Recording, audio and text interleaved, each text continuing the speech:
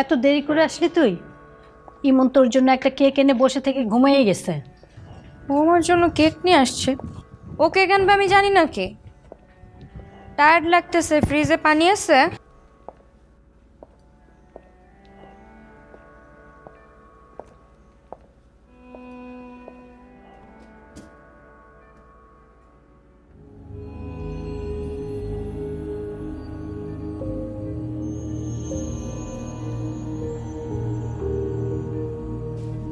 মা, ইমন কই? ও রুমেই আছে, এতক্ষণ হয়তো ঘুমিয়ে গেছে।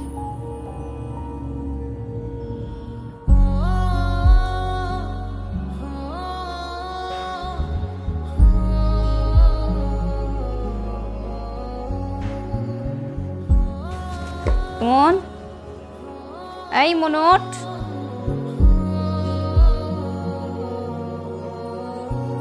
কি হয়েছে?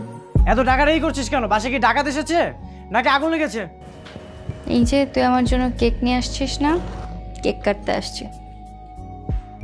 কয়টা বাজে? 12:50। রাত 12টার পরে এসেছিস কেক কাটতে? এই যা এখান থেকে যা। এই ভাব নিবি না তো? দেখ ভাই, সে বিকাল থেকে বাইরে আছে, অনেক টায়ার্ড লাগতেছে। তাড়াতাড়ি কেকটা কাট, কেকটা কেটে আমি যে ঘুমাবো। কি বললাম? চোখের সামনে থেকে যেতে বললাম না? কথা কানে যায় না? যা বাসা থেকে বেরো। এই তুই আমার সাথে এভাবে চিল্লায় কথা বলতেছিস কেন? ভাব কম নেই, কেক কাটতে বলছিস, কেক কাট। কেক খাবি তাই না? ঠিক আছে, এই নে খা, খা বেশি বেশি খা।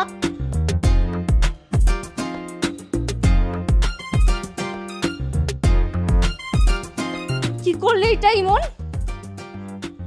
মা, কই তুমি? মা, বাবা! যা করেছি না ভালোই করেছি। রাত 12টার পরে আসছে দয়া দেখাতে। চুপ কর বেয়াদব! কি হয়েছে?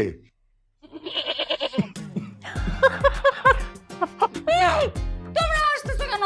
হাসবোনা তো কি করবা? মাঝ রাতেও তোদের এই সার্কাস বন্ধ হয় না। এই তোরা কি আমাদেরকে একটু শান্তিতে ঘুমাতে দিবি না?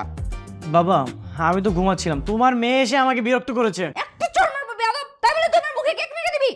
কি? তুই আমাকে থাপ্পড় মারবি? তুই থাপ্পড় মারলে আমি কি বসে থাকবো? আমারও কিন্তু হাত পা আছে। আশ্চর্য! এদের দুইজনকে বাড়িতে রাখা তো বিপজ্জনক।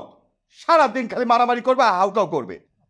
তোমার মেয়েকে বিয়ে দিয়ে দাও, শ্বশুর বাড়ি চলে যাক, তাহলে তো এই বাসাতে একটু শান্তি ফিরে আসে। তোমার মেয়েকে বিয়ে দিয়ে দাও? এত সোজা তাই না?